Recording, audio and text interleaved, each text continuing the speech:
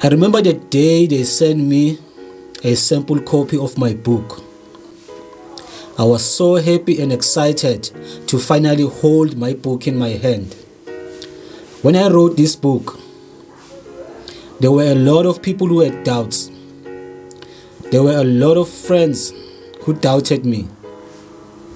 Abanye bebanokuthi, mfethu, that's impossible. Ngeke uzuyibhala incwadi wena because uhlala unathi la eKasi. Do you think ukuthi wena you can write a book ukhulele endaweni esikhulele kuyo thina? Who do you think you are? They would say. But I refused to listen or believe in them. I chose me. I chose my dream. I chose to believe in myself because I wanted to step out of my comfort zone and start living my dream.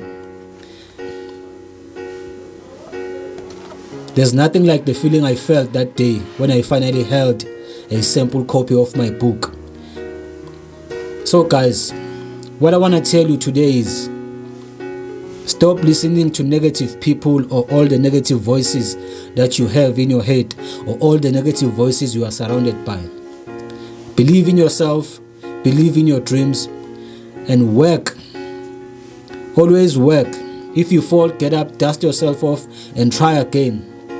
Try and try until you make it. Persist until you succeed. Refuse to accept giving up as an option. Your dream is possible. Writing a book and becoming an author was my dream, and I made it. And that is all that matters to me. You too can step out of your comfort zone and start living your dream.